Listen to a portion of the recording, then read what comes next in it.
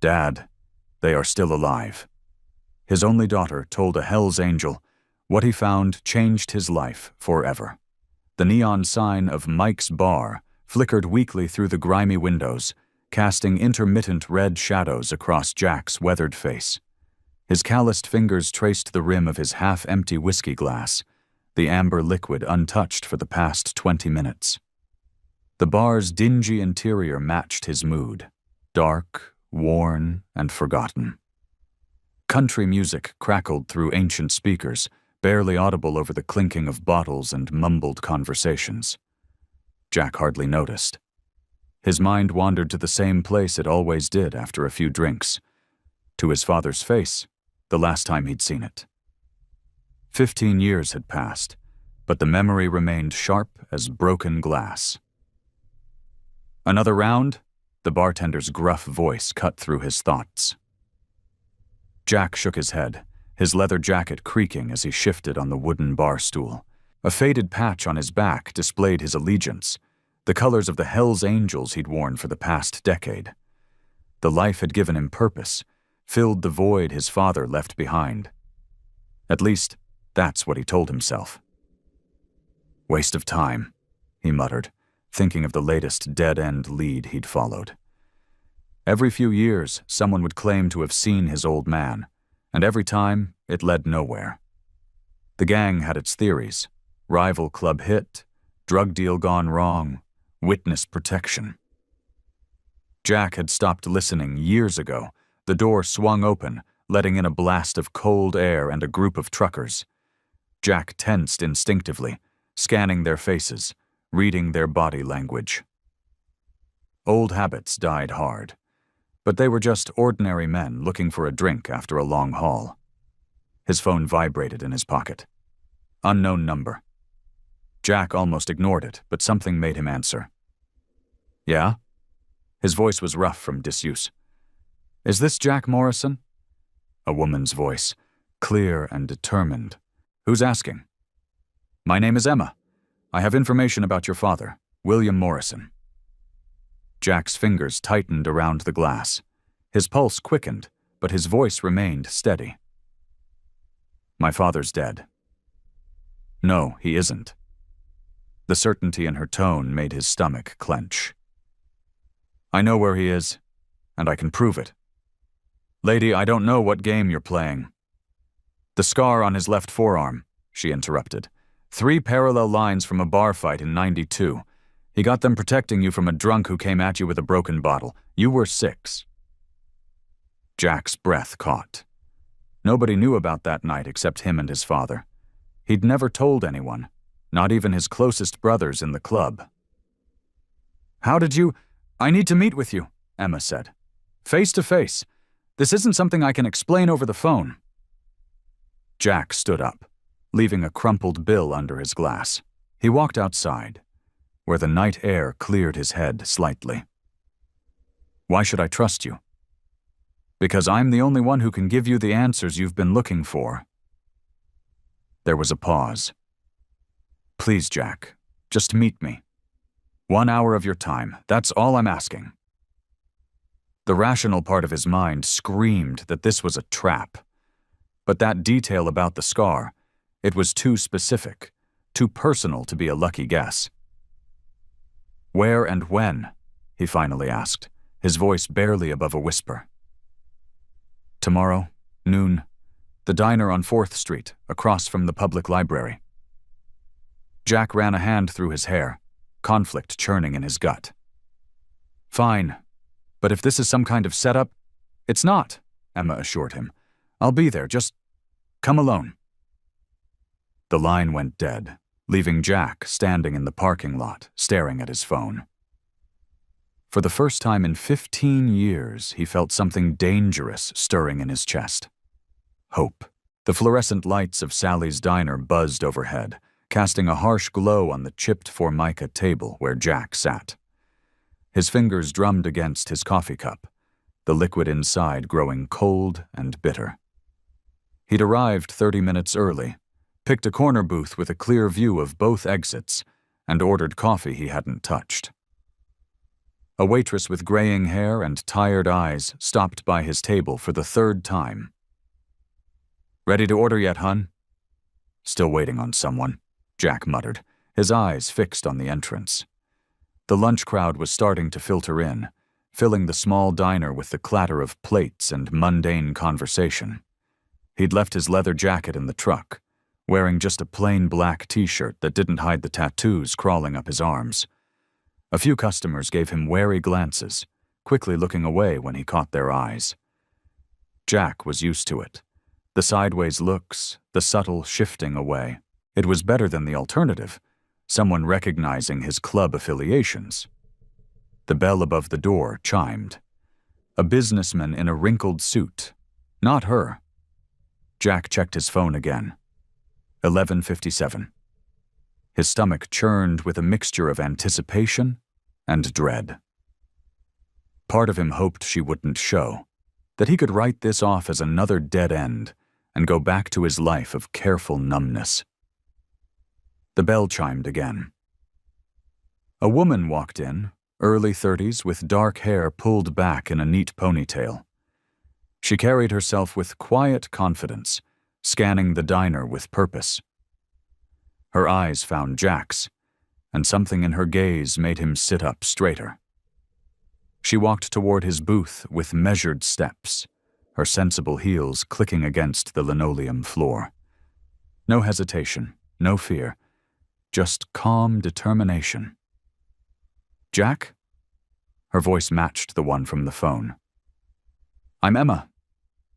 He gestured to the seat across from him, studying her face for any sign of deception. She slid into the booth gracefully, placing her purse beside her. The waitress appeared with fresh coffee. "Ready now?"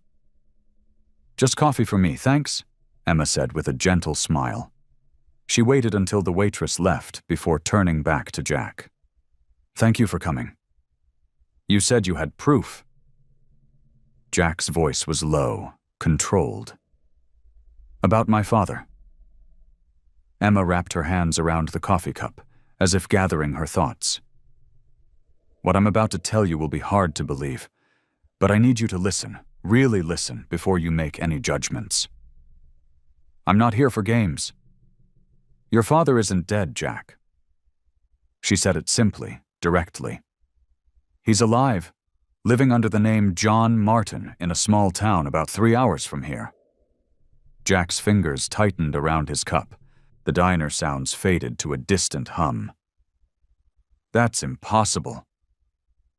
"He changed his identity 15 years ago," Emma continued, her voice steady. "He left everything behind, his name, his life, his family, because he had to protect someone." "Protect someone?" Jack's laugh was harsh. "He abandoned his family. He abandoned me."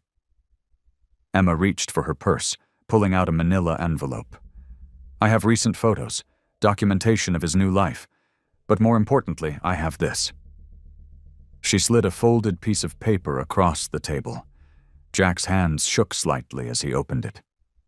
His father's handwriting stared back at him, as familiar as his own reflection. The letter was dated 2 weeks ago. "How?" His throat felt tight. "How did you get this?" Emma took a deep breath. "Because he's my father too, Jack. And there's something you need to know about why he disappeared." The manila envelope made a soft scratching sound as Emma pulled out a glossy photograph. Jack's hands trembled as he took it, his coffee forgotten and growing colder by the minute. The man in the photo stood in front of a small hardware store, wearing khakis and a light blue button-down shirt. His once dark hair had gone completely gray, and wire-rimmed glasses perched on his nose. Deep laugh lines creased the corners of his eyes. He looked happy, normal. Nothing like the hard-eyed man who had dominated Jack's childhood memories. "This can't be him," Jack muttered, but even as the words left his mouth, he recognized the set of his father's jaw, the way he held his shoulders. "When was this taken?" 3 weeks ago," Emma said softly. "He owns that hardware store now. built a whole new life for himself. Jack's throat felt tight. He shoved the photo back across the table, unable to look at it anymore. "Why are you showing me this? What do you want?" Emma pulled out another photo, this one older and creased at the corners. It showed a younger version of his father holding a little girl with dark pigtails on his shoulders. They were both laughing at something off camera. "That's me," Emma said, her finger tracing the edge of the photo. "I was 7 when this was taken. It was right before everything changed." Jack stared at the photo, his mind refusing to process what he was seeing. The date stamp in the corner showed it was taken when he was 12, the same year his father disappeared. "I don't understand," he said, his voice rough. "Are you saying, I'm your sister, Jack, your half-sister?" Emma's eyes held his, steady and earnest. "Dad met my mom when I was little. They fell in love, got married. We lived in a different town, away from his other life." The diner suddenly felt too small, too crowded. Jack could hear his pulse pounding in his ears. "You're lying." "I wish I was." Emma's voice cracked slightly. "Because then I wouldn't have to tell you that he left to protect me. A rival gang found out about us, about his secret family. They threatened to hurt me to get to him." Jack's hand clenched into a fist under the table. "So he just walked away? Left me behind?" "He thought you'd be safer with your mom, with the club's protection."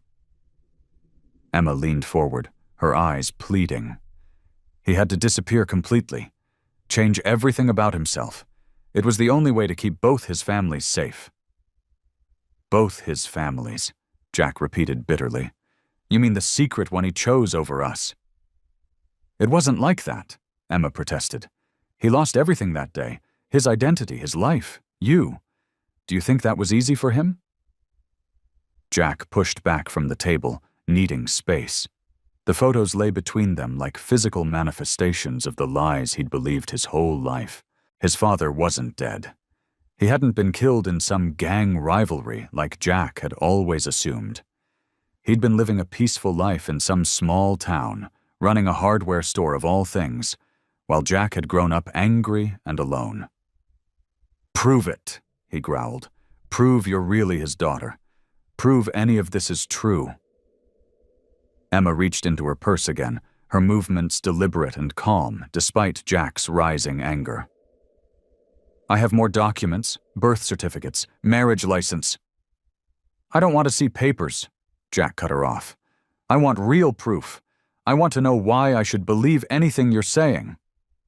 The neon signs of downtown blurred past Jack's motorcycle as he sped through the night, his mind churning like the engine beneath him. The familiar route home did nothing to settle the chaos in his thoughts. Each traffic light gave him unwanted moments to remember those photos, his father's gentle smile, those laugh lines that had never been there before, the little girl with pigtails who was supposedly his sister. Back in his apartment, Jack paced the worn floorboards, unable to sit still. The place felt smaller than usual, cluttered with the ghosts of memories he'd tried to bury. He caught his reflection in the window. Leather vest, tattoos snaking up his arms, the hardened look that kept people at arm's length.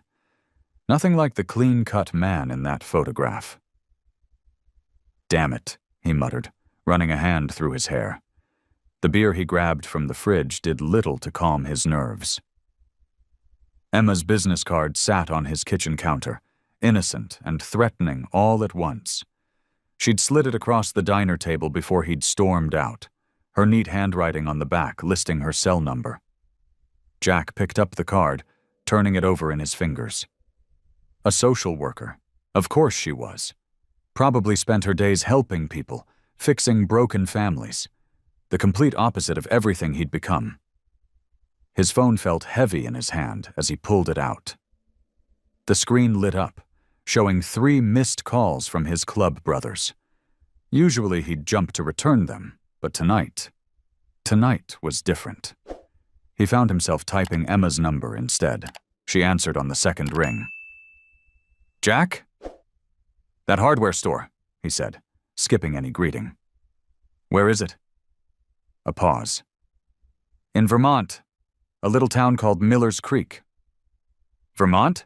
Jack barked out a harsh laugh. What? He couldn't get far enough away. Jack, I know this is hard. You don't know anything about me. He gripped the phone tighter. But I want answers. Real ones. Not some story about protection and sacrifice. I understand. Emma's voice remained steady, patient. I have an address. A P.O. box he used 6 months ago. It might lead somewhere. Jack took a long breath, forcing down the anger that always seemed to simmer just below the surface. Why are you doing this? Why now? Because he's our father, Emma said simply, and because I think he wants to be found. He's been getting careless lately, leaving traces. The hardware store registry is under his real name now. The implications of that hit Jack hard. After all these years of hiding, why would his father suddenly start leaving breadcrumbs? Unless... Text me the P.O. box details, he said finally. I'll need a few days to arrange things here. We should go together, Emma suggested.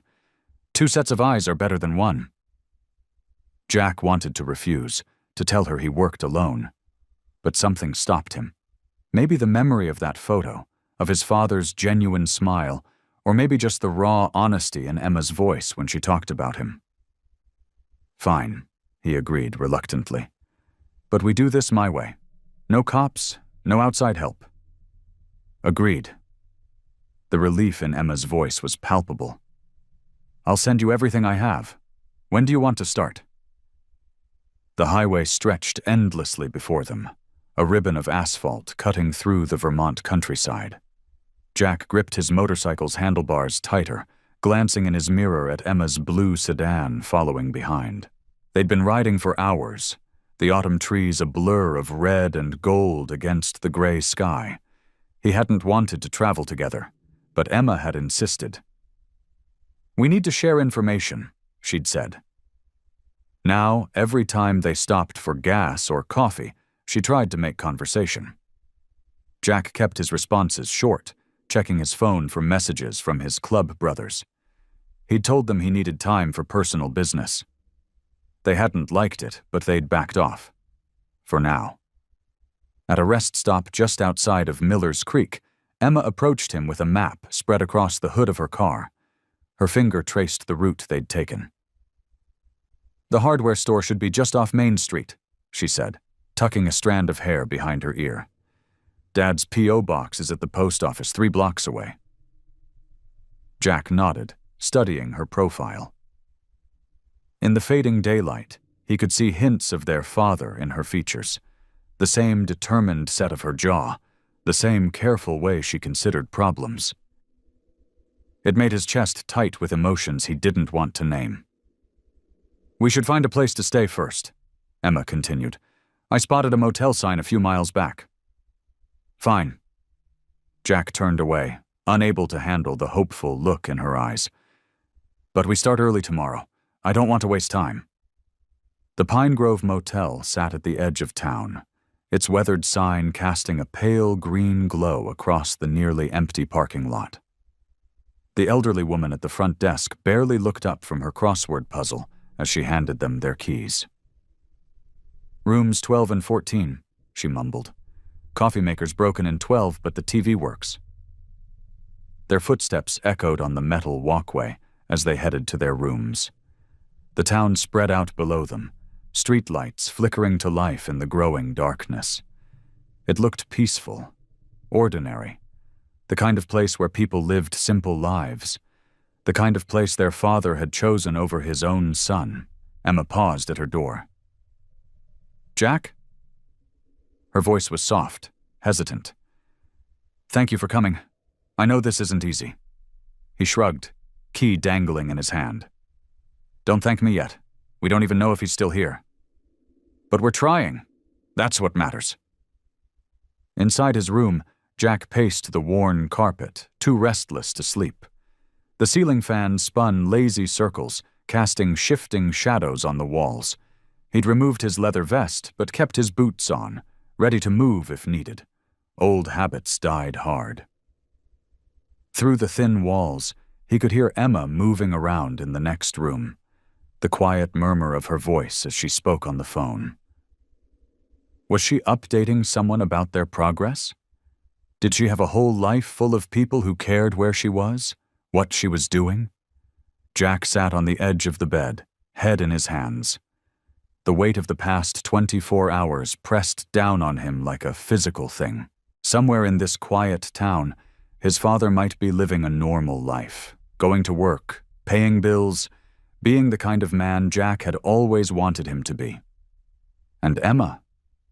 She was proof that his father had found happiness after leaving, had built a new family while Jack's world fell apart.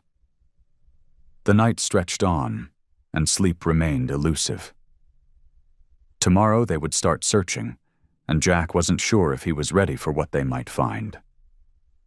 The diner's neon sign flickered in the early morning light, casting a warm glow through the window where Jack and Emma sat. The smell of coffee and bacon filled the air, mixing with the gentle clatter of plates and murmured conversations from other customers. Jack stirred his coffee absently, watching the cream swirl into patterns.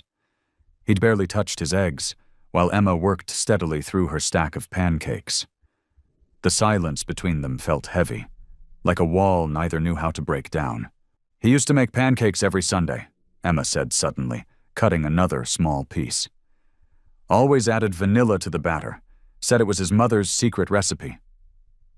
Jack's hand tightened around his coffee cup. "Yeah, didn't know he could cook." "He learned after—" Emma hesitated, setting down her fork. "After he left. Said he wanted to do better this time around." The words stung, but Jack forced himself to stay quiet, taking another sip of his cooling coffee. "He kept a photo of you," Emma continued, her voice gentle. "In his wallet. I found it once when I was 12. You were maybe 5 or 6, sitting on his motorcycle." Jack looked up sharply. "What?" Emma nodded, pushing her plate aside. "You were wearing this tiny leather jacket. He told me you'd begged for it for weeks." She smiled softly. "He said you wouldn't take it off, even in summer." The memory hit Jack like a physical blow. He remembered that jacket, how proud he'd felt wearing it, how his father had laughed when he'd insisted on sleeping in it. "He used to tell me stories about you," Emma said. "How brave you were, how smart. The time you fixed his bike's radio when you were 8, even though he hadn't shown you how." "He talked about me?" Jack's voice came out rougher than he intended. "All the time." Emma reached into her purse and pulled out a worn envelope. "I brought something. I thought maybe you'd want to see."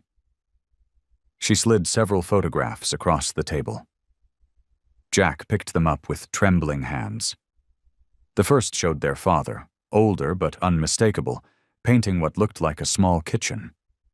The second caught him mid-laugh, arms around Emma at what appeared to be her high school graduation. "He wasn't perfect," Emma said quietly. "He drank too much sometimes, especially on your birthday. He'd sit in his garage for hours, just staring at that old photo of you. Some nights I'd hear him crying." Jack swallowed hard, unable to look away from the images. His father's face showed lines he didn't remember. Gray hair at his temples, but his eyes were the same. "The last one's from 2 months ago," Emma said, pointing to the final photo. Their father stood outside a hardware store, loading lumber into a truck. He looked ordinary, like any other man going about his day, not like someone carrying the weight of an abandoned son. "He taught me to change a tire when I was 14, Emma said, smiling at the memory. "Told me it was something his son already knew how to do. Said you were always good with your hands."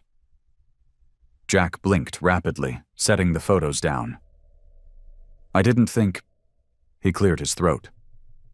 "I didn't think he remembered any of that." Emma reached across the table, hesitating before gently touching his hand. He remembered everything, Jack. He never stopped being your father, even when he couldn't be with you. For the first time since meeting Emma, Jack didn't pull away. They sat in silence, the morning sun warming the table between them, as something shifted in the space between stranger and family. The Bell and Whistle diner sat at the corner of Main and Oak, its weathered sign creaking gently in the morning breeze. Jack and Emma walked through the glass door, a small bell announcing their arrival. The place looked frozen in time. Red vinyl booths, chrome trim, and a counter lined with swivel stools. "He worked here?" Jack asked, taking in the worn but clean interior. Emma nodded, leading them to the counter. "For about 6 months when he first came to town. Said it helped him get to know people." An older waitress approached, her gray hair tucked under a paper cap. Her name tag read, Betty. "What can I get you to?" "Actually," Emma said, pulling out a photo, "we were hoping you might remember someone who used to work here. John Martin?" Betty adjusted her glasses, studying the picture. "John, oh yes, quiet fellow. Must have been, 5, 6 years ago now?" She tapped her pen against her order pad. "Kept to himself mostly, but he was good with the customers. Always showed up early to help prep." Jack leaned forward. "What else do you remember about him?" "Well," Betty said, refilling coffee cups further down the counter. "He worked the morning shift, never complained. Fixed our old coffee maker when it broke down." She smiled at the memory. "Wouldn't take any money for it either. Said he liked having something to do with his hands." The image of his father, the man who'd once led a motorcycle gang, serving coffee and fixing appliances, struck Jack like a physical blow. Did he ever... Jack cleared his throat. Did he ever talk about his past? Betty shook her head. Not really.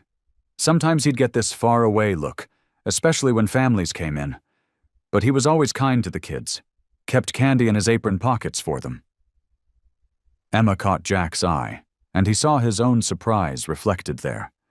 Their father, the man who'd lived in violence for so long, handing out candy to children. "He left to work at Henderson's Hardware," Betty continued. "Still see him around town sometimes. Always tips his hat, asks how the coffee maker's running." She chuckled. Such a gentleman. Jack stood abruptly, needing air. Emma thanked Betty and followed him outside. They walked in silence for a block before Jack stopped, leaning against a brick wall. "A coffee shop," he said, his voice rough. "He left everything behind to pour coffee and fix things." Emma touched his arm gently. "He left it all behind to start over. To be someone different."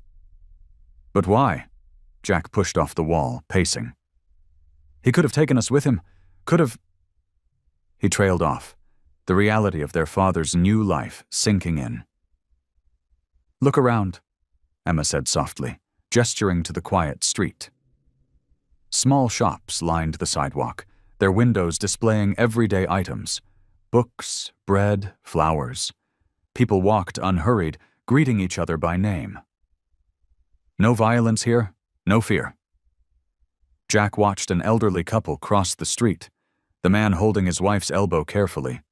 A kid rode past on a bicycle, the bell ringing cheerfully. He chose peace, Jack said, understanding dawning. He chose... "A different life," Emma finished. "For all of us." They stood there, watching the town wake up around them. Jack thought about his father serving coffee, fixing things, living quietly in this small corner of the world.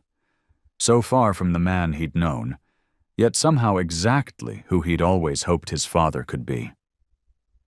The morning sun warmed the sidewalk as Jack and Emma absorbed the simple truth of their father's transformation. He hadn't just disappeared. He'd rebuilt himself, piece by piece, in this quiet town where violence was nothing more than a distant memory. Scene 1. The late afternoon sun filtered through pine branches as Jack's motorcycle rumbled down the narrow dirt road. Emma sat behind him, directing with gentle taps on his shoulder. Left. Right. The woods grew thicker, their shadows deeper. There, Emma said, pointing to a weathered mailbox with faded numbers. Jack slowed the bike, turning onto a gravel driveway that wound through the trees. His heart hammered against his ribs. After 20 minutes of twisting path, a clearing opened before them. The cabin stood nestled among tall pines, its wood siding weathered to a soft gray. Smoke curled from a stone chimney. A small vegetable garden hugged one side, and split firewood was stacked neatly against the wall. It looked nothing like the places Jack remembered from his childhood. No peeling paint, no broken windows, no empty bottles littering the yard. He killed the engine, and silence settled around them. Emma dismounted first, but Jack remained on the bike, his hands gripping the handlebars. "You okay?" Emma asked softly. Jack stared at the cabin. A rocking chair swayed gently on the covered porch, and wind chimes tinkled in the breeze. So peaceful, so normal. His throat tightened. "I don't know," he managed. Years of practiced toughness crumbled at the sight of this simple home. All this time, he's been here, just living. Emma waited patiently as Jack swung his leg off the bike. His boots crunched on gravel, each step feeling heavier than the last.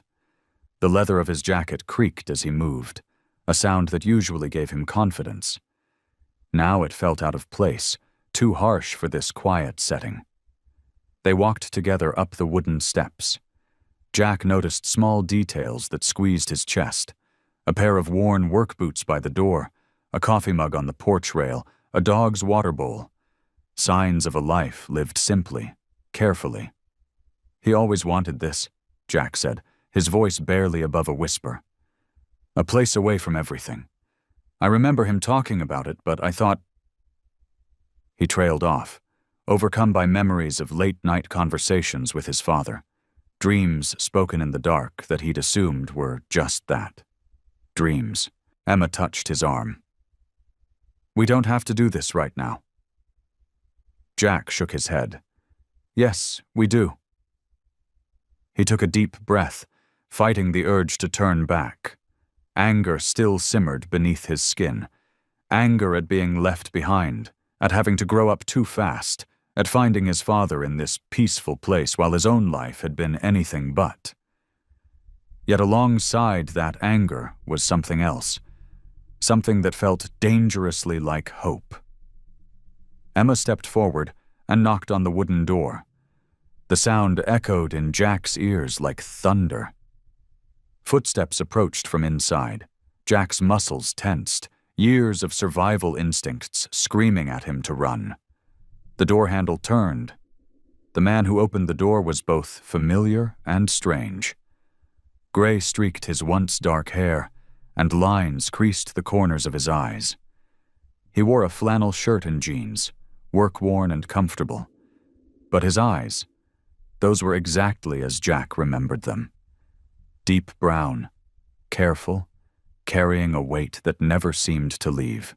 Their father, now John Martin, stood in the doorway. His eyes moved from Emma to Jack, widening with recognition. The color drained from his face. Jack couldn't move, couldn't speak. Every rehearsed word, every practiced confrontation vanished. He was 8 years old again, looking up at his father, wanting answers to questions he didn't know how to ask. The silence stretched between them like a physical thing, heavy and thick. John Martin, their father, stepped back, wordlessly inviting them inside. The cabin's interior matched its exterior. Simple, orderly, with hand-carved furniture and well-worn rugs covering the wooden floors. "Sit, please," he said, his voice rougher than Jack remembered. Jack remained standing, his fists clenched at his sides. Emma sank into an armchair, her eyes never leaving their father's face. "Why?" The The word burst from Jack like a gunshot. 20 years of nothing, not a word, not a sign you were alive. Their father moved to the stone fireplace, bracing one hand against the rough mantel. I had no choice. There's always a choice, Jack snapped. You chose to leave us, to leave me. Jack, Emma started, but their father held up his hand. No, he's right. John turned to face them both. I did choose, and every day since then I've lived with that choice. The fire crackled in the silence that followed. Outside, wind rustled through the pines. The Reynolds gang, John finally said, his voice low. They were coming for Emma. They'd already killed her mother, my second wife. He looked at Emma, whose face had gone pale. They would have killed you too, just to hurt me. Jack shook his head. What are you talking about? I crossed them years ago, stopped one of their drug shipments, cost them millions. John's shoulders slumped. They swore they'd take everything from me. When they found out about Emma, so you ran. Jack's voice cracked. Left us both behind? I took Emma and disappeared, changed our names, moved constantly. John's eyes met Jack's. But you were safer without me.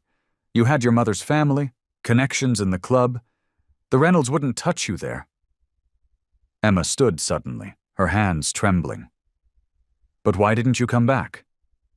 Tears spilled down her cheeks.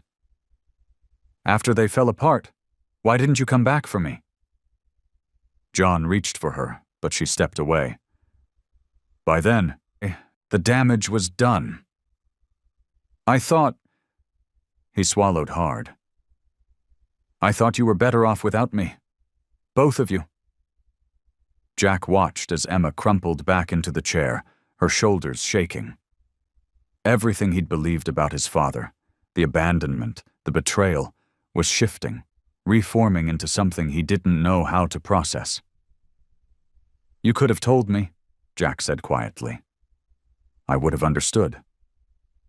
Would you have? John asked. You were 8 years old. Could you have kept that secret?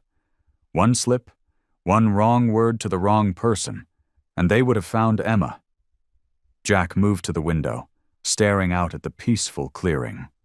He remembered the violence of those years, the bodies that sometimes turned up in alleys. The Reynolds gang had been brutal, efficient, and now extinct, thanks to their own bloody civil war. All these years, Emma whispered, I thought you just didn't want me anymore. John made a sound like he'd been struck. No, Emma, never that. You were everything to me. Both of you were.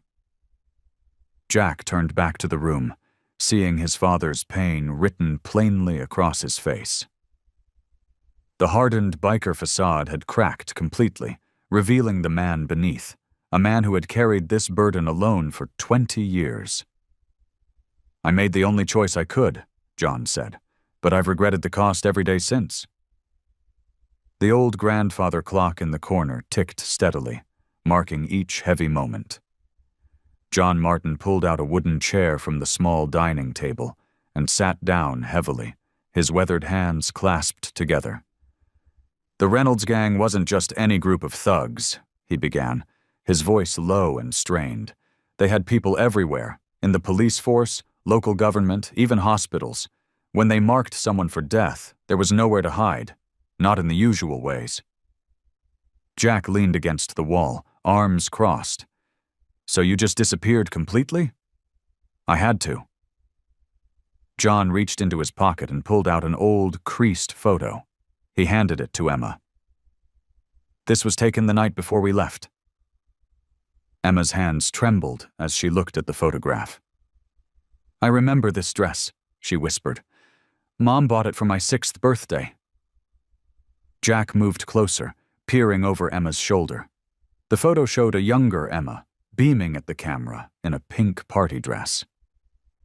Behind her stood their father, looking nothing like the man who sat before them now.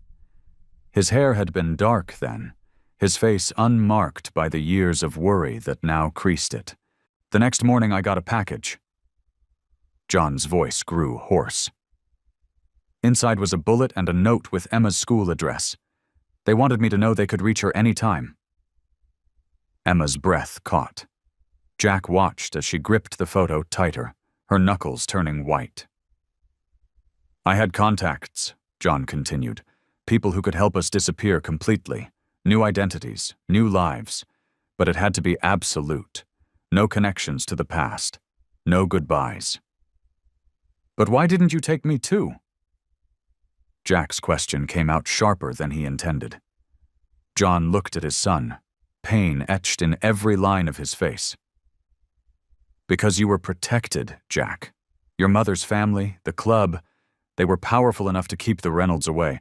But Emma, he turned to his daughter. You had no one else, just me. So you chose her, Jack said flatly. No, John's voice cracked. I chose to keep you both alive, in the only way I could. Taking you would have started a war between the clubs. Leaving you where you were safe was the hardest decision I've ever made. The truth of it hit Jack like a physical blow. All these years, he'd believed his father's disappearance was about him, about not being enough, about being unwanted. But it had never been about that at all. I watched you when I could, John admitted quietly. From a distance. I saw you graduate high school, Jack. Saw you join the club. Every time I wanted to reach out to explain. But the Reynolds were still out there, still hunting. One wrong move would have put both of you in danger. Emma wiped tears from her face. But they're gone now. Have been for years. By then, the damage was done. I'd become a ghost. John's shoulders sagged under the weight of his confession. I convinced myself you were better off without me disrupting your lives again. Jack stared at his father, seeing him truly for the first time. Not as the man who abandoned him, but as someone who had carried an impossible choice for 20 years. The anger that had fueled him for so long began to shift, making room for something else. Understanding. The silence that followed was different from before. Less hostile, more contemplative. Jack found himself looking between his father and Emma, seeing the pieces of their broken family in a new light. The truth hadn't erased the past, but it had changed its meaning entirely. The evening shadows stretched across the cabin's worn floorboards when Emma's phone buzzed. She glanced at the screen, and her face went pale. What is it? Jack asked, straightening from his position against the wall. Emma's hands shook as she held up her phone. It's a text from an unknown number. She swallowed hard. There's a picture of me, from yesterday, at the diner where we stopped. John Martin moved faster than his age suggested, crossing the room to look at the message. His weathered face hardened. The Reynolds. That's impossible, Jack said, but even as the words left his mouth, he knew better. Gang grudges didn't die easily. They never stopped watching, John said quietly. They just waited until they could hurt me the most. He ran a hand through his gray hair. And now they know about both of you. Emma's phone buzzed again. This time she dropped it like it was burning hot. Jack picked it up, his jaw clenching as he read the message aloud. The debt comes due. Your daughter pays the price. I need to leave, Emma said, standing up so quickly her chair scraped against the floor. If I go now, maybe... No, Jack and John said simultaneously. You can't run, Jack continued, his voice firm. Trust me, I know these types. They'll just keep coming. Emma hugged herself, looking smaller than she had all day. Then what are we supposed to do? They found me once. They'll find me again. Jack paced the small living room, his mind racing. He knew what needed to be done, but the choice wasn't easy. Staying meant facing his old life, the violence he'd been trying to leave behind.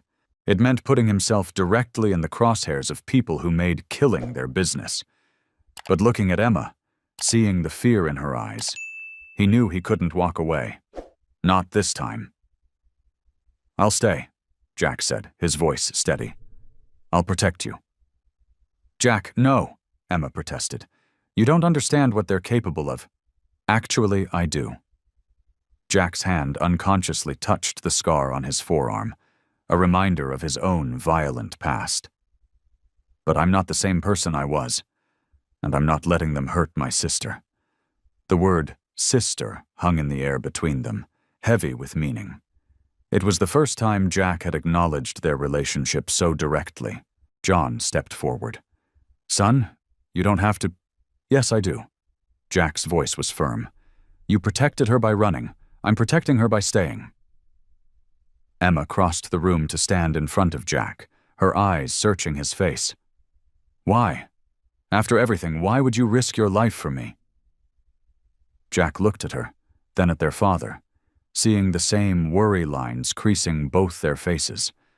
For years, he'd been angry at being left behind, but now he understood something about family, real family, that he'd never known before. "Because that's what brothers do," he said simply, "and I'm done running from who I am or who I could be." The silence that followed was broken only by the steady ticking of the grandfather clock. Outside, the wind rustled through the trees, and somewhere in the distance, a car door slammed. They all knew the danger was real, but in that moment, something else was more important. The bond of family, newly formed but already unbreakable. Emma reached out and squeezed Jack's hand, a gesture of trust and gratitude that said more than words could. Their father watched them, his eyes glistening with both pride and fear for what was to come. The afternoon sun filtered through the cabin's dusty windows as Jack pulled out his old duffel bag from the trunk of his motorcycle. His hands moved with practiced efficiency, checking the contents he hadn't touched in months. "You kept all this?" Emma asked, watching from the doorway. Jack nodded without looking up. "Never could bring myself to get rid of it." He laid out items on the wooden table, a bulletproof vest, backup phones, and various other tools from his previous life. Their father stood in the corner, his face a mask of concern. "Jack, there might be another way." "There isn't," Jack cut him off, his voice firm but not unkind. "The Reynolds don't negotiate. They never have." Emma picked up one of the burner phones, turning it over in her hands. "I never wanted this. I never wanted to put you in danger." Jack paused in his preparations, looking at his sister. The worry in her eyes reminded him of someone else, someone he used to be, before the gang became his family. "You didn't put me in danger, Emma. I chose this." Their father moved to the table, his weathered hands hovering over the equipment.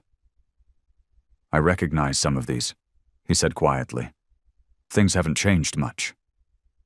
"Some things have," Jack replied, pulling out a small notebook filled with contact numbers. "I know people who can help, people who owe me favors." Emma watched as Jack made calls, his voice taking on a harder edge she hadn't heard before. It was like watching someone put on an old coat, familiar but not quite fitting the same way anymore. "We'll need to secure the perimeter," Jack explained, sketching a rough map of the area. "Dad, you remember how to set up surveillance points?" John nodded, years of experience evident in his eyes. "Some things you never forget." As they worked through the afternoon, Jack felt the familiar rush of adrenaline, the heightened awareness that came with preparing for conflict. But this time was different. He wasn't fighting for territory or respect. He was fighting for family. Emma helped where she could, learning quickly despite her obvious discomfort with the situation. She handled the equipment with careful determination, asking questions that showed both her intelligence and her fear. As the sun began to set, casting long shadows through the trees, Jack stepped outside for a moment alone. The cool evening air filled his lungs as he leaned against the cabin wall, his father's old leather jacket heavy on his shoulders. Inside, he could hear Emma and their father talking in low voices, working together to secure the windows. The sound of their cooperation, their trust in each other, made something twist in his chest. Looking down at his hands, Jack could almost see the ghost of who he used to be, the angry young man who thought violence was the only answer. Now those same hands were being used to protect, to build something worth fighting for. The man he had been wouldn't have understood this feeling, this fierce need to keep his family safe, this desire to be better than his past. That man had known only revenge and survival. But as Jack watched the last rays of sunlight disappear behind the trees, he realized he was standing at a crossroads. Behind him lay years of violence and anger. Ahead, the uncertain path of redemption through protection of his newfound family. The weight of his choices pressed down on him like the gathering darkness. He was still capable of the violence his old life had required, but now it felt different, a tool rather than a way of life. The question that haunted him wasn't whether he could protect them, but whether protecting them would pull him back into the darkness he'd been trying to escape. Dawn broke over the cabin, painting the kitchen in soft, golden light. Jack sat at the worn wooden table, cradling a cup of coffee between his hands. His father, John now, he reminded himself, settled into the chair across from him, the old floorboards creaking beneath his weight. "Couldn't sleep either?" John asked, his voice rough with exhaustion. Jack shook his head, staring into his coffee. "Been thinking about that old Harley you used to have. Remember how you'd take me for rides on weekends?" A small smile crossed John's weathered face. "That beat-up '85 Softail? You used to beg me to go faster?" "Mom hated that bike," Jack said, the memory warming him despite everything. "Said it was going to get us both killed. She wasn't wrong to worry." John's fingers traced the rim of his mug. "I wasn't always the best at making safe choices back then." Silence settled between them, heavy with unspoken words. Through the window, birds began their morning songs, oblivious to the tension building in the small cabin. "I used to think you left because of me," Jack finally said, his voice barely above a whisper. "Thought maybe I wasn't enough reason to stay." John's hand trembled as he set down his coffee. "Jack, leaving you was the hardest thing I've ever done. Not a day went by that I didn't think about you. Wonder if you were safe." "But you had Emma to protect." "I had 2 children to protect," John corrected him firmly. "The Reynolds would have used you to get to her. I couldn't risk either of you." Jack absorbed this, watching the steam rise from his cup. "Tell me about her, about Emma's mom." John's eyes softened with old memories. "Sarah she was like sunshine. Strong, brave. Emma has her smile, you know, and her determination." A floorboard creaked behind them, and they turned to see Emma standing in the doorway, her hair messy from sleep. Before anyone could speak, a sharp crack echoed through the trees outside. Jack was on his feet instantly, moving to the window with practiced stealth. Through the early morning mist, he caught movement at the tree line, dark figures moving with purpose. "They're here," he said quietly, his body tensing for action. "Earlier than I expected?" Emma's face paled, but she moved quickly to her designated position, grabbing the backup phone they'd prepared. John was already checking the rear windows, his movements showing traces of his old life. 3 vehicles at the north end," Jack reported, scanning the perimeter. "They're trying to surround us." Emma's hands were steady as she started making calls to Jack's contacts. John retrieved the weapons they'd hidden around the cabin, his face set with grim determination. Jack looked at his family, his sister's quiet strength, his father's resolute stance, and felt something shift inside him. This wasn't just about survival anymore. This was about protecting what he'd just found, what he'd thought he'd lost forever. "Remember the plan," he said, checking his gear one last time. "We stay together. We watch each other's backs." Another shot rang out, closer this time. Glass shattered somewhere in the back of the cabin. Emma flinched but kept her position, her jaw set with determination. John moved to cover the broken window, his movements sure despite the years away from violence. The morning sun now streamed fully through the windows, illuminating dust motes dancing in the air. Outside, engines rumbled as vehicles moved into position. The Reynolds were done waiting. The final confrontation was about to begin. The first bullets tore through the cabin's walls like angry wasps. Jack grabbed Emma and pulled her behind the solid oak kitchen counter as splinters flew everywhere. Their father dove behind an overturned table, his movements still quick despite his age. "Stay down!" Jack shouted over the chaos. The familiar smell of gunpowder filled his nostrils, bringing back memories he'd tried to forget. Through the broken window, he could see shadows moving, at least 8 men advancing on the cabin. The Reynolds gang hadn't come to talk. They'd come to finish what they'd started years ago. "Back door," Jack commanded, touching Emma's shoulder. She nodded, her face pale but determined. They crawled across the floor while their father provided cover fire from his position. The sound of breaking glass came from multiple windows now. Jack's heart hammered in his chest as he recognized the pattern. They were being surrounded. This was how the Reynolds operated. He'd seen it before, back in his darkest days. "They're trying to box us in," John called out, his voice steady despite the danger. "We need to move now." Jack peeked around the corner and caught sight of a familiar face. Mickey Reynolds, the gang's enforcer. Their eyes met for a split second, and Jack saw the savage grin spread across Mickey's face. This was personal for him. "Jack," Emma's voice cut through his thoughts. She was at the back door, their father covering her position. Mickey's voice boomed from outside. "Come on out, Jackie boy. Let's finish this like old times." The taunt hit Jack like a physical blow. His fingers tightened on his weapon, rage burning through his veins. The old Jack would have charged out there, would have met violence with violence. But Emma's presence behind him changed everything. Her hand touched his arm, and he felt the trembling she was trying to hide. His sister needed him. Not the man he used to be, but the brother he could become. "We're getting out of here," Jack said firmly, pushing down his anger. "Together." They made their break for it as the gang breached the front door. Jack laid down suppressing fire while Emma and their father ran for the tree line. Mickey's angry shout followed them into the woods.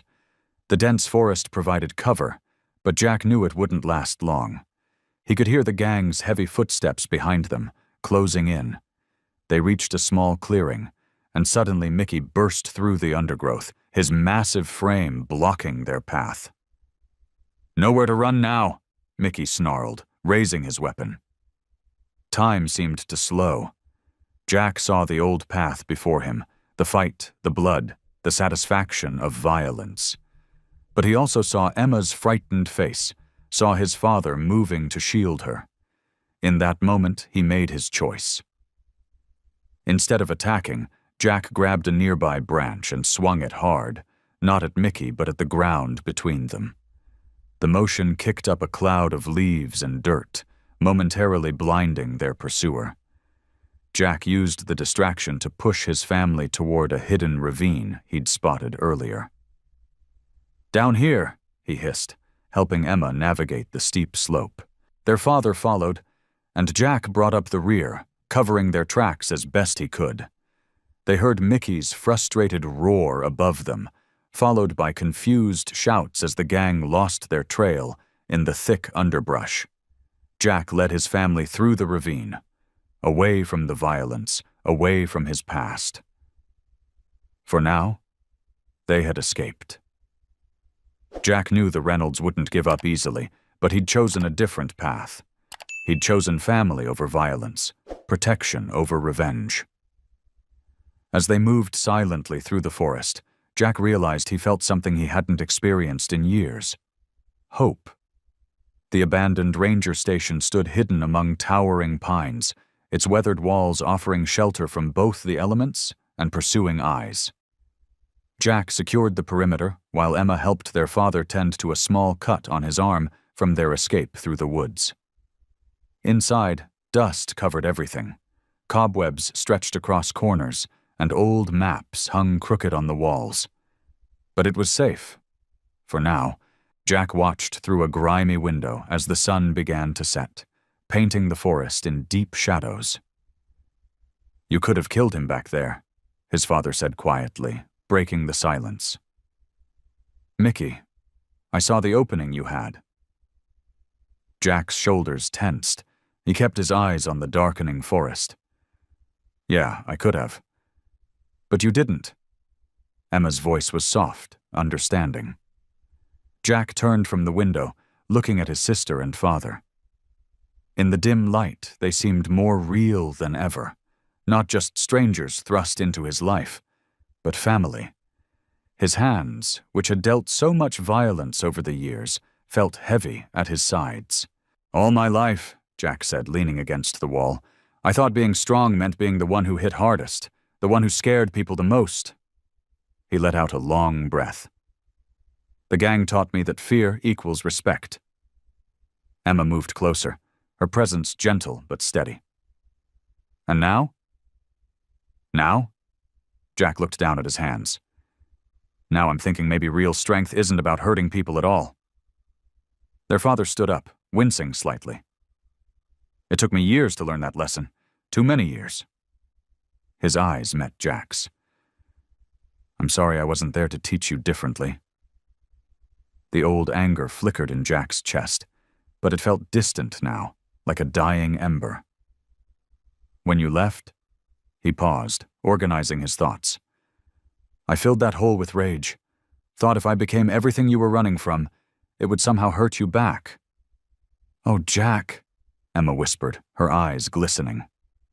"But today, watching you two—" Jack's voice grew rough with emotion. "All I wanted was to get you to safety, not to fight, not to prove anything, just to protect."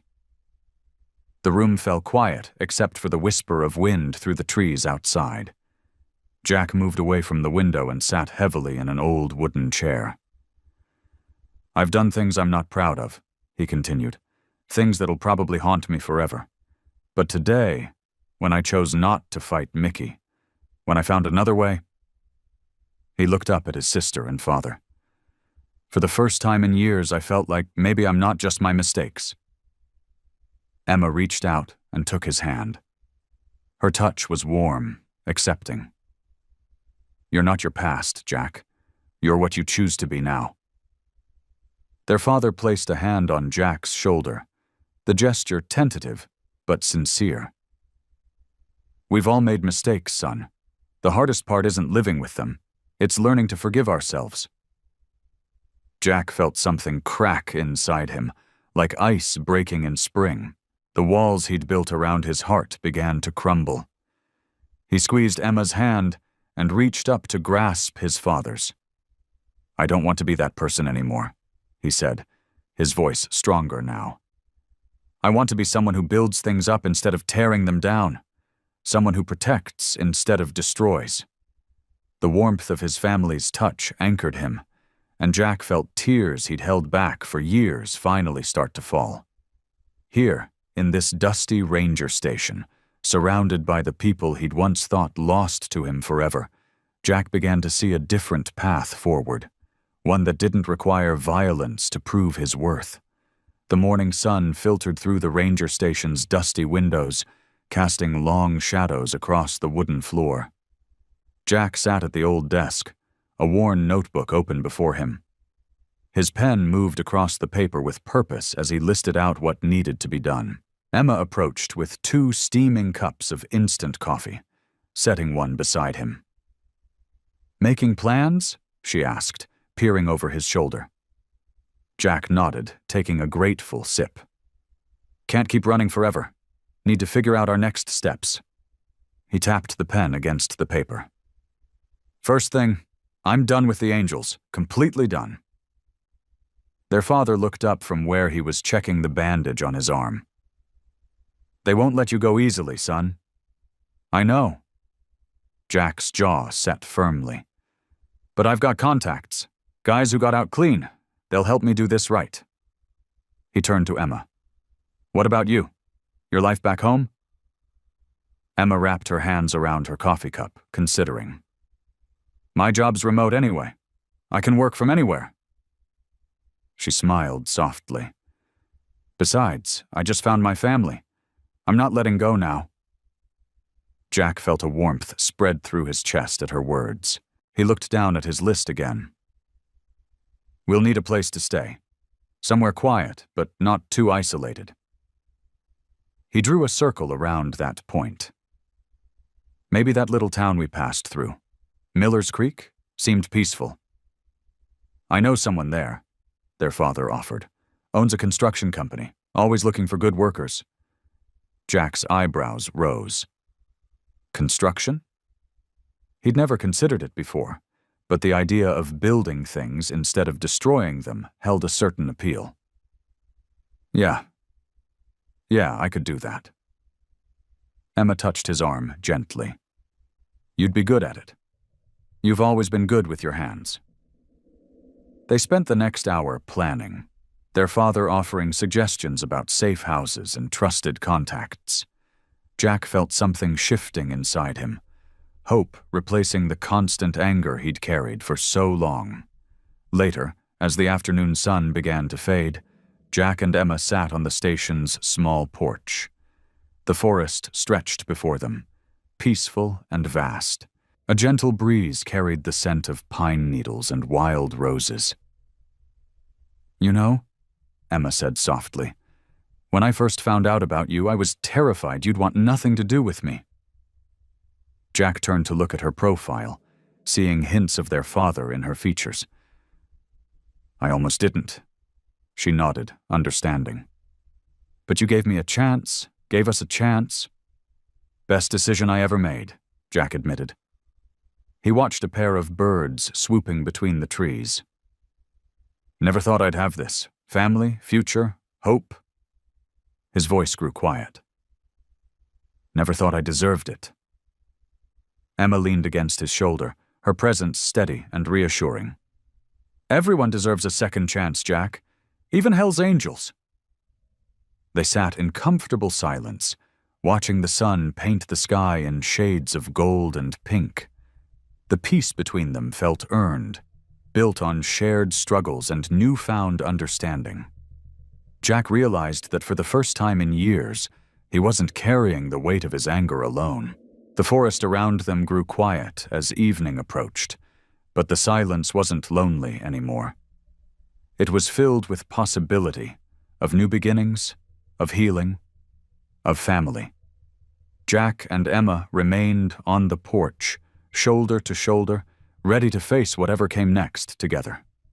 The evening settled over the ranger station as Jack and Emma sat at the small kitchen table, sharing a simple meal of canned soup and crackers. The familiar comfort of sitting together had become a welcome part of their daily routine. Emma stirred her soup thoughtfully. I've been thinking about Miller's Creek, she said. There's this little bookkeeping business I spotted when we drove through. They might need help. Her eyes brightened. I could set up my remote work there, maybe even expand into local clients. Jack nodded, watching his sister's enthusiasm grow. It still amazed him how naturally the word sister had settled into his thoughts. You always did have a head for numbers, he said, remembering the way she'd calculated their travel routes with precise efficiency. And you? Emma asked, breaking a cracker in half. Besides construction, what else could you see yourself doing? Jack leaned back in his chair, considering. Never really thought beyond the next ride, the next job. He rubbed his chin thoughtfully. But I'm good with machines, maybe mechanics. Every town needs someone who can fix bikes. Legitimate bikes, Emma added with a small smile. Yeah, Jack chuckled. Legitimate bikes. The word felt good on his tongue. Legitimate. Normal. Safe. Emma reached across the table and touched his hand. We could find a place with enough room for both of us. Maybe a house with a garage for your work? The idea of sharing a home, of having a permanent address, should have terrified him. Instead, Jack felt a surge of anticipation. Would you want that? Living with your ex-gang member brother? No, Emma said firmly.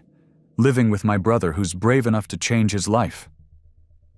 Her eyes met his, full of conviction. We've lost too many years already, Jack. I don't want to lose any more. Jack squeezed her hand, throat tight with emotion. Neither do I.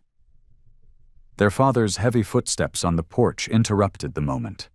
He entered the kitchen, his face drawn with worry lines. Jack stood up, knowing it was time for the conversation he'd been avoiding. Dad, he said, the word still feeling new on his tongue. Can we talk? Their father nodded, settling into a chair at the table. Jack remained standing, needing the space to find his words. I'm done with the past, Jack began. The angels, the violence, all of it. I want something different now. He glanced at Emma, drawing strength from her encouraging nod.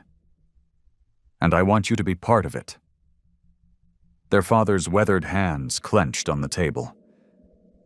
Jack, son, after everything I did, everything I didn't do. I know why you left, Jack said. I understand now. But that's the past. We're talking about the future. The future? Their father's voice cracked. I don't know if I deserve one with you both. The choices I made. We've all made choices, Jack insisted. But we're here now. Together. He looked between Emma and their father, feeling the weight of the moment. I'm ready to leave it all behind. Start fresh. But I want us to do it as a family. Their father's eyes glistened with unshed tears, his hands trembling slightly on the table. The silence stretched between them, heavy with years of pain and regret, but also with the possibility of healing. Their father's shoulders slumped as he stared at his weathered hands. The kitchen's dim light cast shadows across his face, highlighting the deep lines etched by years of worry and regret. I've spent so many nights, he began, his voice barely above a whisper, lying awake, thinking about both of you, wondering if I made the right choice. He lifted his gaze to Emma, then to Jack. Every birthday, every Christmas, every time I heard a motorcycle on the street, it all reminded me of what I'd left behind. Jack pulled out a chair and sat down, leaning forward. The old wooden chair creaked under his weight. But you did it to protect us. Did I? Their father's voice cracked. Or did I just make everything worse? I left you alone, Jack. Left you to fall into the same life I was trying to escape. He rubbed his face with trembling hands. And Emma? I kept you safe. But at what cost? You grew up without a brother, without knowing half of who you are. Emma reached across the table, placing her hand over their father's. But we found each other. We're here now. That's what scares me the most, their father admitted. Being here, being part of your lives again. What if I mess it up? What if I'm not the father you both need? His eyes grew distant. I don't even know how to be a father anymore. I've been running for so long, living as John Martin, trying to forget who I really am. Jack felt a familiar surge of anger, but this time it was different. It wasn't directed at his father, but at the circumstances that had torn their family apart. You know who you are, he said firmly. You're the man who gave up everything to keep his daughter safe, the man who's carried that weight all these years. But I failed you, Jack. Their father's voice was heavy with regret. I left you to face it all alone. Yeah, you did, Jack acknowledged, his tone softening. "And for a long time I hated you for it. But now I understand you did what you thought was right. Maybe it wasn't perfect, but you tried." Emma squeezed their father's hand. "We're not asking you to be perfect. We're just asking you to be here." Their father looked between them, his eyes glistening. "I don't know how to start over, how to be a family again." "Neither do we," Jack said, allowing a small smile to cross his face. "But we're figuring it out together. That's what family does." "Family." Their father repeated the word as if testing its weight. "After everything that's happened, you still want me to be part of your family?" Jack reached out, placing his hand over Emma's and their father's. "We're not the same people we were back then. I'm not that angry kid anymore, and you're not running anymore. We've all changed." He paused, meeting his father's gaze. "But one thing hasn't changed. We're still family. Nothing can take that away from us." A tear rolled down their father's cheek as he nodded slowly, his hands steadying under his children's touch. The kitchen fell quiet, but it wasn't the tense silence of before. Instead, it was filled with understanding, with acceptance, with the tentative peace of a family finding its way back together. Emma smiled softly. "Welcome home, Dad."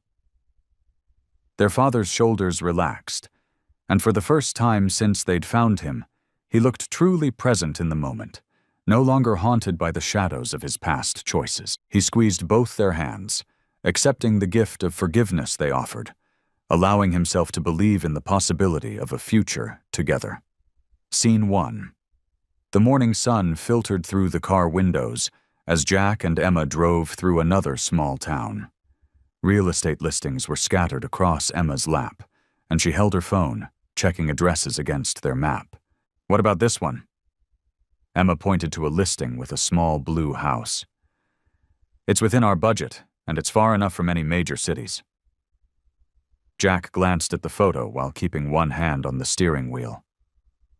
"Looks peaceful. No gang territory for at least 100 miles in any direction." He drummed his fingers on the wheel, a habit he'd picked up during their house-hunting trips. "What's the neighborhood like?" "According to the listing, it's mostly families and retirees." Emma scrolled through her phone. "There's a park nearby, and the crime rate is really low." They pulled into the town of Cedar Grove, population 3,242 according to the welcome sign. The streets were lined with maple trees, their leaves just starting to show hints of fall colors. Small shops dotted the main street, a hardware store, a family-owned grocery, a diner with red vinyl booths visible through large windows. "Different from what we're used to," Jack commented, slowing down to let an elderly couple cross the street. Emma smiled. "That's kind of the point, isn't it?" They turned onto Oak Street, where the house they'd come to see was located. It was a modest one-story home, with white trim and navy shutters. A small front porch held 2 rocking chairs, and the yard, though slightly overgrown, had potential. "This is it," Emma said, double-checking the address. "The realtor should be here soon." They got out of the car, and Jack walked the perimeter of the property, old habits dying hard as he checked the sight lines and possible entry points. But this time, it wasn't about security. It was about making sure the foundation was solid, the roof wasn't sagging, all the normal things a potential homeowner should look for. Emma joined him in the backyard, which featured an old apple tree and enough space for a garden. "What do you think?" "It needs work," Jack said, noting the peeling paint and loose gutters. "But it's solid. Nothing we can't fix ourselves." A car pulled up out front, and their realtor, Sarah Martinez, stepped out with a folder of papers and a ring of keys. "Good morning. Ready to take a look inside?" The interior was simple but welcoming. Hardwood floors ran throughout, though they needed refinishing. The living room had a brick fireplace, and the kitchen, while dated, was spacious enough for family meals. The previous owners were here for 30 years, Sarah explained as they walked through. Raised their kids here. They moved to Florida to be closer to their grandchildren. Jack noticed Emma running her hand along the door frame, where pencil marks tracked the heights of children as they grew. She caught his eye and smiled softly. There's 3 bedrooms, Sarah continued. The master is at one end of the house and the other 2 share a bathroom between them. They walked through each room, noting what would need to be fixed or updated. The walls needed paint, and the carpet in the bedrooms should be replaced, but nothing was beyond their abilities. In the kitchen, Emma leaned against the counter, looking out the window at the backyard. I can see us here, she said quietly. Having Sunday dinners with Dad, maybe planting a garden in the spring. Jack stood beside her, taking in the view. The apple tree swayed gently in the breeze, and a neighbor's wind chimes tinkled in the distance. It was peaceful, a word he'd rarely used in his life before. Yeah, he agreed. I can see it too. Emma turned to Sarah. We'd like to make an offer. Jack sat at the kitchen table of their newly purchased home, staring at his phone. Names and numbers from his past life filled the screen, brothers from the gang who had been through hell with him. His thumb hovered over the first contact. Emma placed a cup of coffee in front of him. You don't have to do this all at once, she said softly. Yeah, I do. Jack picked up the coffee, letting its warmth seep into his hands. Can't move forward if I'm still tied to the past? He pressed the first number. Rico, his oldest friend in the gang, answered on the third ring. Jack? Man, where you been? Hey, Rico. Jack's voice was steady, though his hand gripped the coffee mug tighter. Got a minute to talk? The conversation was harder than any fight he'd been in. Jack explained his situation, finding his sister, reconnecting with his father, choosing a different path. Rico listened in silence. So that's it? You're just walking away? Rico's voice held more hurt than anger. I have to. For my family, but mostly for myself. Jack took a deep breath. I owe you more than a phone call, but this is how it has to be. There was a long pause. You were always different, man.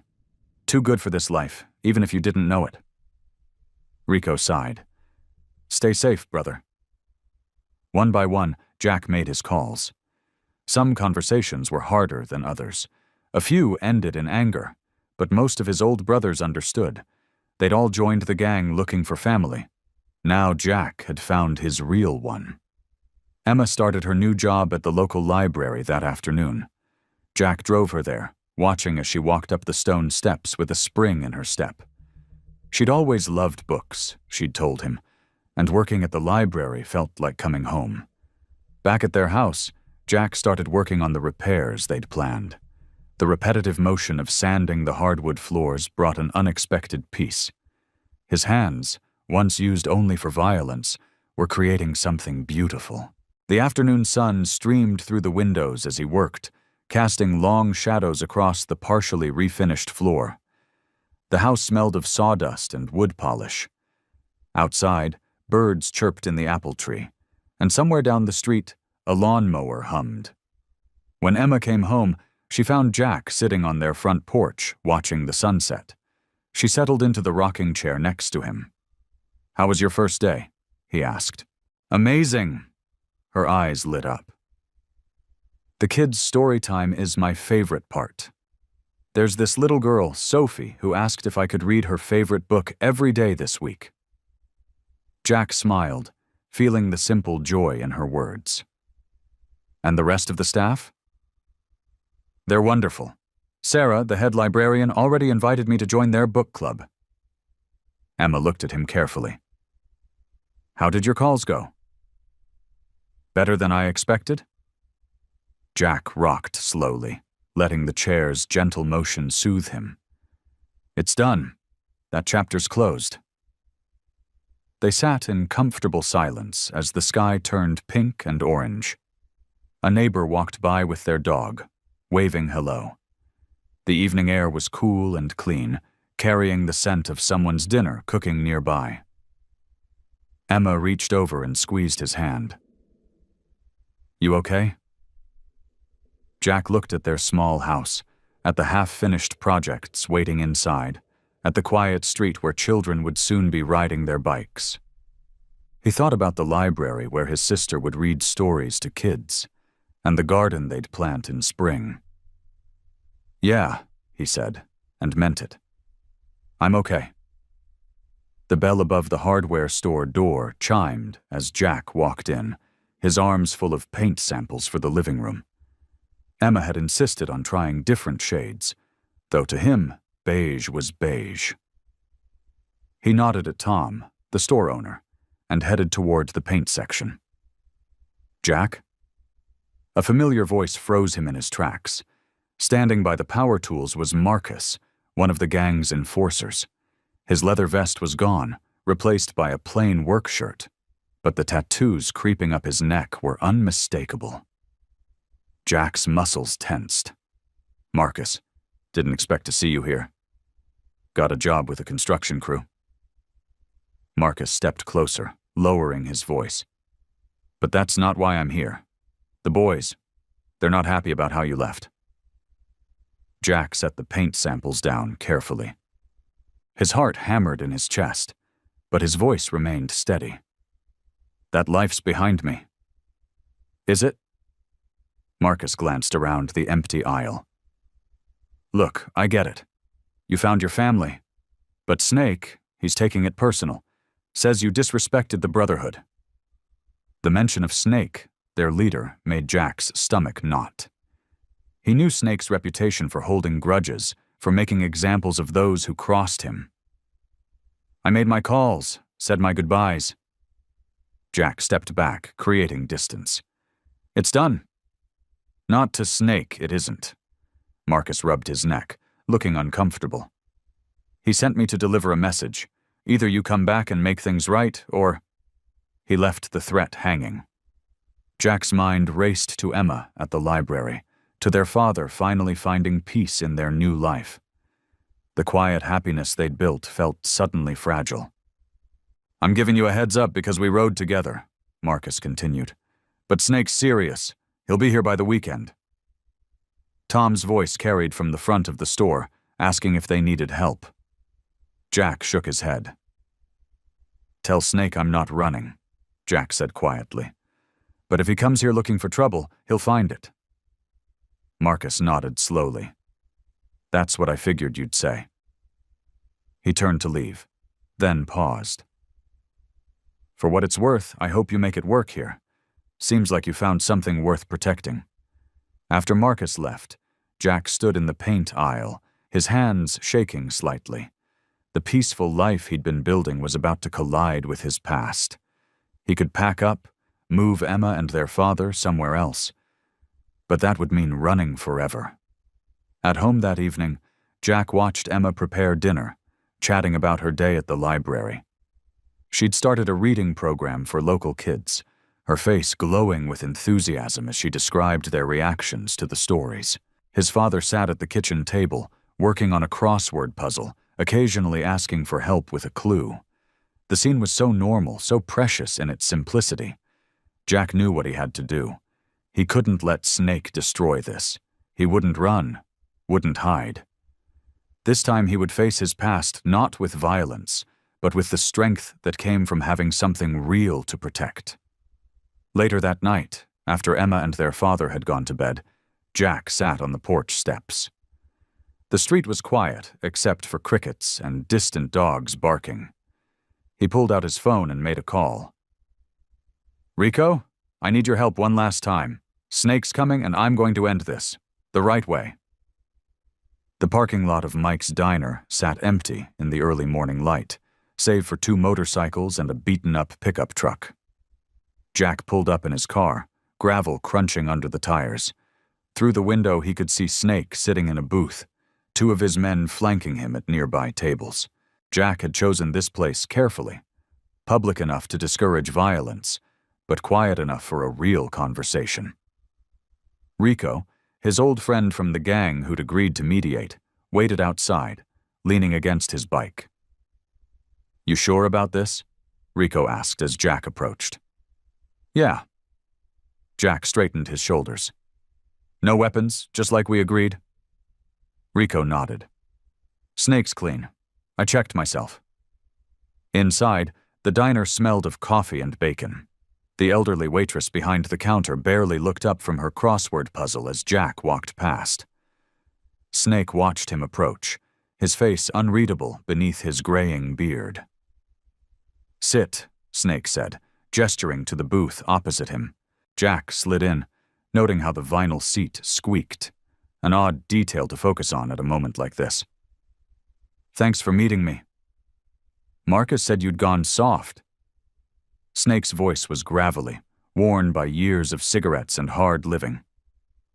"Living the family life now, huh?" "That's right." Jack met his gaze steadily. "And that's why we need to settle this." Snake leaned forward, his weathered hands clasped on the table. "You disrespected the Brotherhood, walking away without so much as a word to me. I made my calls, paid my dues. You know that." Jack kept his voice level. "The only reason you're here is pride." A muscle twitched in Snake's jaw. One of his men shifted in his seat, but Snake held up a hand to keep him still. "You were one of my best," Snake said, "like a son to me. And you were like a father when I needed one." Jack softened his tone. "But I found my real father, my sister. I've got a chance at something different." "Different?" Snake scoffed. "You think you can just walk away from who you are?" "I'm not walking away from who I am." Jack leaned forward.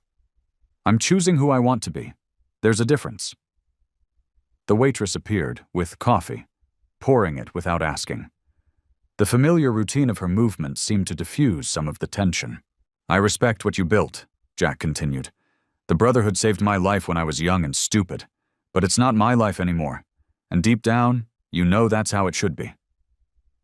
Snake stared into his coffee cup, something shifting in his expression. "Your old man, he got out too, didn't he? Built something new?" "Yeah, he did." A long moment passed, filled only by the quiet clinking of dishes from the kitchen and the hum of the diner's ancient air conditioning. Finally, Snake looked up. "You know, 20 years ago, I had a chance to get out, had a woman, talked about kids." He shook his head. "Sometimes I wonder." Jack waited, sensing the weight of the moment. "Go live your life, kid." Snake stood up, his chair scraping against the linoleum. "But remember who you were. It made you strong enough to be who you are now." "I will." Jack stood too, extending his hand. After a moment's hesitation, Snake took it.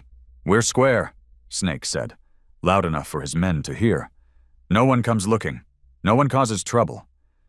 The tension in the diner dissolved like morning mist. Snake's men relaxed, and Rico, who'd been watching from the counter, smiled slightly. Jack watched them leave, the rumble of motorcycles fading into the distance. He sat back down, letting out a long breath. The waitress appeared with more coffee. "Everything okay, hun?" she asked. Jack nodded, a sense of peace settling over him. "Yeah, everything's okay." The morning sun filtered through the kitchen windows of their new home, casting warm patterns across the wooden table where Jack sat with his morning coffee. The house wasn't much, a modest 3-bedroom ranch on the outskirts of town, but it felt more like home than anywhere he'd lived before. Emma bustled around the kitchen, humming as she made breakfast. The smell of pancakes filled the air, mixing with the aroma of fresh coffee. Their father, still going by John, but working on legally reclaiming his old name, sat in the living room reading the newspaper, his reading glasses perched on his nose. "You're burning the edges," Jack pointed out, watching Emma flip a pancake. "I am not," she mock glared at him, Some of us like them a little crispy. Nobody likes burnt pancakes, sis. The word sis still felt new on his tongue, but it came easier each time. Emma's face lit up whenever he said it, just like it did now. Their father folded his newspaper and joined them in the kitchen. Something smells good. Burnt, Jack said, ducking as Emma threw a dish towel at him. You too? Their father chuckled, shaking his head. Reminds me of when you were little, Jack. You used to help your mother in the kitchen, always trying to tell her how to cook. Instead of the usual sting that came with mentions of his mother, Jack felt a gentle warmth. The past didn't hurt as much anymore. Emma set plates in front of them, loaded with slightly crispy but not burnt pancakes. She'd drawn silly faces on them with whipped cream and berries. There, now you can't complain because they're smiling at you. Jack laughed, really laughed, the sound filling the kitchen. It struck him then, how natural this felt, how right. The morning light, the breakfast table, his sister's terrible cooking, their father's quiet presence. I got the job at the local garage, their father announced between bites. Starting Monday. That's great, Dad, Emma beamed. Pretty soon we'll have 3 working members in this household, Jack added. He'd started at a construction company 2 weeks ago, and Emma had her job at the library. Speaking of work, Emma said, we should celebrate. Maybe have a proper housewarming? Invite some of the neighbors? A year ago, the idea of neighbors and housewarming parties would have seemed absurd to Jack. Now it felt possible. Normal, even. Yeah, he said. We should. After breakfast, Jack and Emma sat on the back porch, watching the morning unfold. Birds hopped across their small yard, and somewhere in the distance, a lawnmower hummed. Remember when we first met? Emma asked, her coffee cup cradled in her hands. You looked ready to throw me out of that diner. I was, Jack admitted. Couldn't believe anyone could have news about Dad. Couldn't believe I had a sister. Emma smiled, reaching over to squeeze his hand. And now? Jack looked at their joined hands, then at the peaceful backyard, and finally at the house where their father was washing dishes. Something so ordinary, it almost made him want to cry. Now I can't imagine not having this, he said softly. Having you, having Dad back, having a real family. Emma leaned her head against his shoulder, a gesture that had become familiar and comforting. We found something pretty special, didn't we? Yeah, Jack agreed, watching a pair of birds build a nest in their maple tree. We really did. The evening settled softly around their small home, painting the sky in gentle strokes of pink and orange. Jack sat on the porch steps, his father and Emma beside him. A light breeze carried the scent of blooming flowers from Emma's newly planted garden. Remember when I used to take you fishing, Jack? Their father asked, his voice carrying a hint of nostalgia. You were so impatient, always wanting to reel in the line too soon. Jack smiled, remembering those rare, peaceful moments from his childhood. Yeah, and you'd always say, patience is the key to everything. He glanced at his weathered hands, hands that had known too much violence. Guess I didn't learn that lesson very well back then. Emma nudged his shoulder gently. But you learned it eventually. That's what matters. The setting sun cast long shadows across their yard, where wind chimes tinkled softly from the porch roof. Jack watched a pair of cardinals flit between trees, their red feathers bright against the darkening sky. The scene before him was so different from the dingy bars and dangerous streets he'd known for so long. Sometimes, Jack said, breaking the comfortable silence, I still can't believe how much has changed. A few months ago I was... He trailed off, not wanting to voice the darkness of his past. Their father placed a hand on his shoulder. We've all changed, son. That's the beauty of second chances. Jack remembered the anger that had consumed him when Emma first appeared in that diner. The distrust, the bitterness, the walls he'd built around his heart. Now, sitting here with his sister and father, those emotions felt like distant echoes. "You know what I think about sometimes?" Emma said, pulling her knees up to her chest. "That first morning we had breakfast together. You looked at me like I was going to disappear any second." "I was scared," Jack admitted, the words coming easier now. "Scared to believe in anything good." Their father shifted in his chair, the wood creaking softly. "We were all scared. Fear kept us apart for too long. But look at us now." Jack looked around at their modest home, at the quiet street where neighbors waved as they passed by. No more looking over his shoulder, no more violence lurking around every corner. The weight of his past had lifted, replaced by something lighter, something hopeful. "I never thought I'd have this," Jack said, his voice soft but steady. "A real home, a family." Emma leaned against him, her presence warm and reassuring. "You always had a family, Jack. We just had to find our way back to each other." The last rays of sunlight painted their faces in golden hues as Jack absorbed the truth of her words. His journey from darkness to light hadn't been easy, but sitting here, surrounded by love he'd once thought impossible, he knew it had been worth every step. "You know what?" Jack said, watching as the first stars appeared in the twilight sky. "For the first time in my life, I'm not running from anything. I'm not fighting against the world. I'm just here, and it feels right." Their father smiled, the lines around his eyes crinkling with genuine joy. "That's because you're home, son. We all are." Jack looked at his sister and father, feeling the deep sense of peace that had finally taken root in his heart. The violent life he'd known seemed like a distant memory now, replaced by the simple beauty of family dinners, shared laughter, and quiet evenings like this one.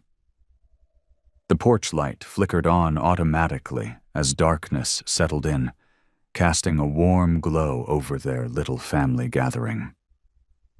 In that gentle light, Jack saw his future clearly, not as a Hell's Angel, but as a brother, a son, and a man who had found his way back to love.